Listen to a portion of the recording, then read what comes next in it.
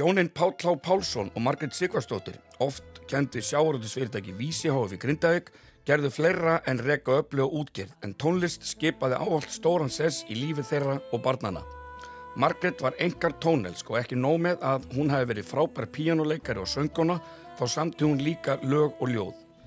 Börnin þeirra hafa undanfarin ár haldið heiðri foreldra sinna á lofti með glæsilegum tónleikum sjómannahelgina, en þar eru sungin sjómannalög ásamt því að perlur úr kistu Margrétar móður þeirra fá að fylgja með. Systurnar Margrét, Kristín, Svangvít og Sónlí fóru í gegnum tónlistarsögu fjölskyldunar. Hún kemur svolítið úr ættin hennar mömmu. Mamma er alin upp í Flóanum og systkini hennar voru alltaf syngjandi, alveg sama hvar var. Þær voru með band sem hét Engjarósir, það var sönghópur og bræðurnir voru Ragnheiðarstað bræður, þeir fórum allt og spiluðu og sungu á böllum og Engjarósir og systurnar voru með stundum og stundum ekki. Mamma kemur svo suður, giftist pappa sem er sjómaður og hún heldur áfram að syngja og hann styður við hana í söngnum. Svo flytjum við til Grindavíkur, hún var farin að semja lög í Keflavík og farin í tónlistarnám, bæði söngnám og píanónám og svo flytjum við til Grindavíkur og þar heldur hún áfram. Þannig að það hefur alltaf verið að spila og syngja á heimili okkar. Og mér, ég bara skilst það, allar veislur, fermingarveislur, barnaafmæli eða eitthvað, alltaf tónlist. Jú, ekki segja það. Ég allavega, sko minningin hjá vinum okkar að þeir komu í, það fékk enginn eiginlega að koma heim og leika með okkur öðru sem að vera að dreina píanóinu og það var sungið og við vorum örglega allar bjóti band með okkur öllum systrónum sko með vinahópunum sko. Þannig að til dæmis voru ég og mína vinkonu, við eruðum Víkurósir og sungum gamlu Engjarósalögin. Þannig að, jú, það mikið sungið í veislu. Okkur leiðist ekki að tróða þau. Það sést langa leiðir. Svangveit, þú ert næst í röðinni af ykkur systrónum. Sko, hvenær byrjið þið að koma svona fram þið systkini?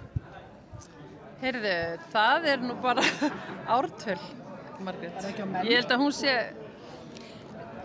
Já, við náttúrulega, sko, þetta 4. árið sem við erum að koma fram hérna á bryggjunni með þetta prógram, en við höfum svona ofta á sjómannadaginn höfum við svona skellt upp smá tónleikum bara í fyrirtækinu okkar, bara í Vísi og verið bara með opið hús og fólk bara svona komið og farið og svona, en þetta svona 4. formlegu tónleikarnir okkar sem við erum að gera þetta núna.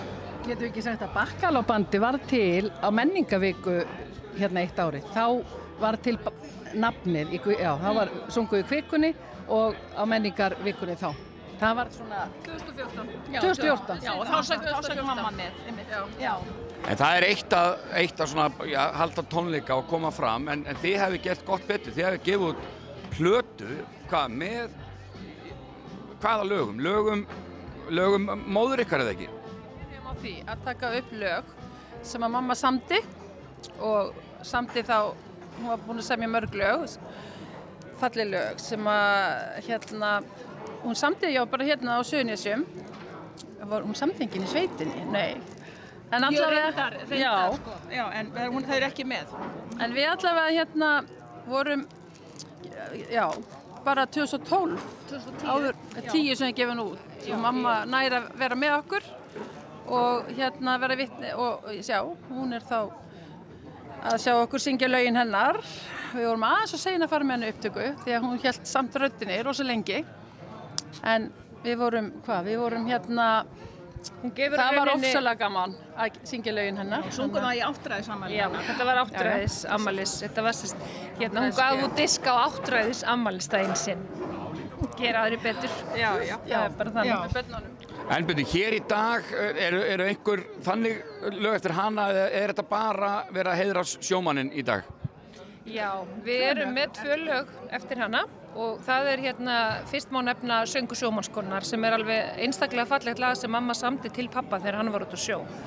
og það alltaf svona sérstök tilfinning á fyrir okkur að flytja þetta lag og sérstaklega hér í dag á bryggjunni því að hér erum við bara með útsýni yfir hafið og horfum á skipið og þannig að þetta okkur mjög hjartfólkið þetta lag og svo erum við með eitt hresst og skemmtilegt svona sunnan með sjó svona sem að við stígum vildan dans með þannig að við eiginlega bæði tökum ætlum að fara í svona ástina og bara lífið og dansinn og þetta sem að það sem hún samdi og skrifaði En byrju, þetta byrjar hér í dag, sjómannadagurinn og hvað, er það svo bara hringferð landið og síðan bara heims yfiráð?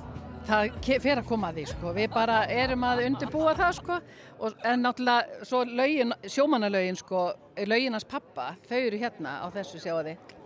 Þetta er diskur 2 og við erum hérna með eðal hljóðfæraleikurum og þannig að við eigum eftir að túra, ekki? Jú, við erum að fara. Og lögin, pappi hann var svo meira á sjónum og í fiskverkun og öðru, þannig að hann samdi ekki mikið af lögum, þannig að við fórum þá leið að velja upp á hals sjómannalögin hans. Þannig að það er líka rosalega gaman að flytja þau, því þetta eru alveg einstök lög sem að ég held að bara allir sem að tengjast sjónum elski.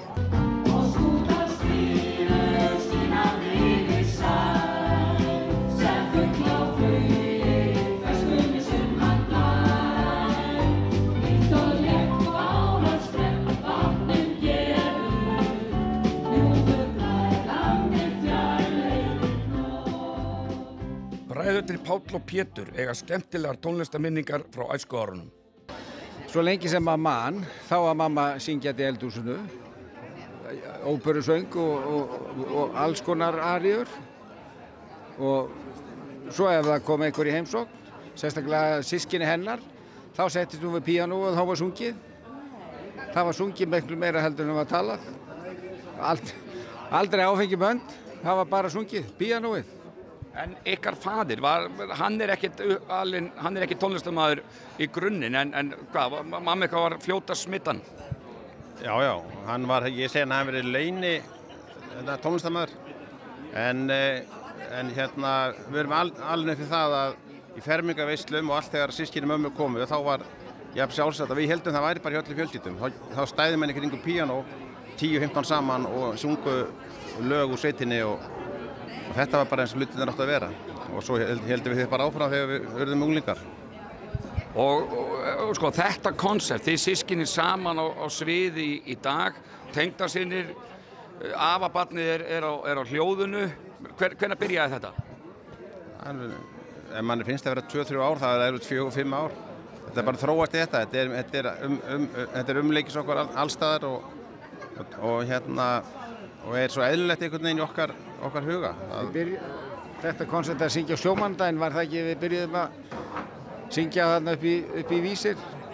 Þar var sungið bara svona fyrir þeir sem voru að labba framhjá, runna á hljóðið.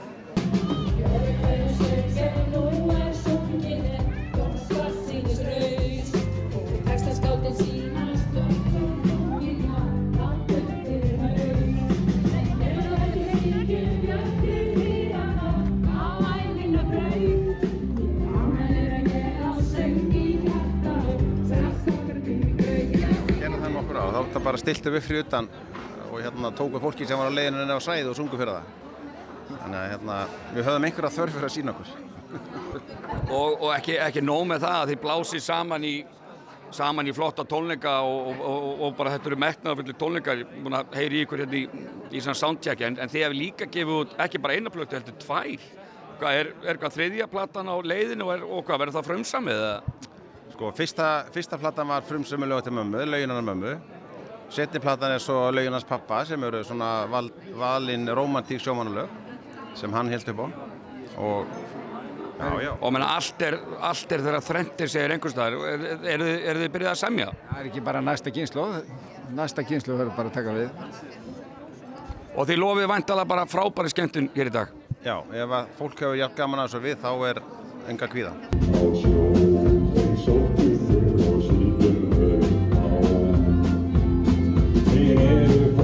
Fiskimenn og postið úr sjá mitti öllum heiminn þeir halda sín heim og stóður segja Systkini ná ekki alveg að sjá allan hljóðfæraleik sjálf en þurfa ekki að leita langt yfir skammt. Já, þetta bara gaman og þess vegna náttúrulega erum við að taka þátt í þessu aftur og aftur og þetta svona undið svolítið upp á sig, byrjaði smátt og hefur svona verið, undið upp á sig, en gaman. Sæli, þú ert algjör reynsluhundur í þessum tónlistarbransa. Hvernig að koma inn í þetta og gera þetta með þinni konu og bara hennar systkinum? Já, það svona svolítið öðruvísi heldur en í flestum öðrum hljómsveitum, en það fjör alltaf í þessum, vera með þeim. Svaka pressa á Sæla, sko. Hann heldur okkur á floti, sko. Já, myndi einhver segja að Sæli er Sæli svona besti, jafnvel svona hljóðfæraleikarin í þessu eða hvað? Ég held að... Myndi ég nú ekki segja. Já, ég ætla ekki að rífast við það. Það bara þannig. Guðjón, það auðvitað yndislegt að hafa afa barnið. Hvernig, og þú kemur að þessu sem, bara hljóðmaður og annað. Er ekki bara virkilega gaman að taka þátt í þessu? Það er alltaf gaman að fylgjast með þeim og bara fínt að geta lagt eitthvað að mörgum. En svona sem gæði, nú ert þú hljóðmaður og þú ert að hljóða hin og þessi bönd. Hvað reytar þessa hljómsveit? Þetta er sko besta gig ársins, það er alltaf svoleiðis. Og svo er náttúrulega gaman að því, ykkar grunnur, ykkar feðga, liggur nú meira, þú ert nú síðhærður proggari. Þessi tónlist er dálítið frábrigðin þannig að Svenni, ég spyr þig nú kannski, hvernig er að spila þetta versus einhverjar fáránlegar proggtalningar? Þetta er svona, það er ekkert eins samt, sko, þó að menn myndi kannski halda að vera ógeðslega einfalt, þá eru nú sumir af þessum köllum sem sömdu þessu lag búin að gera þau nokkuð flókin, sko. Þannig að sumt af þessu flóknari en maður heldur, sko. En proggið er auðvitað alveg sér á báti, sko. Og hvenær gerir þið ráð fyrir að bjóða upp á bara svona krúsiglingu, þar sem verður boðið upp á lögin hennar mömmu og allt þetta og fólk þyrpist í? Það er spurning. Á ég að svara þessu? Já, þetta er náttúrulega góð hugmynd. Það er nógur á bátunum hérna. Já. Taka eitt línupunkt undir þetta bara. Guðjón, ef útið það fer, þá nennir þú ekki að vera í hljóðinu, þá ætlar þú að vera á gítar eða ekki? Ég hugsa það er rosa erfitt mix allavega, með vélahljóðið í bakgrunnum. Líkt og létt báran skræk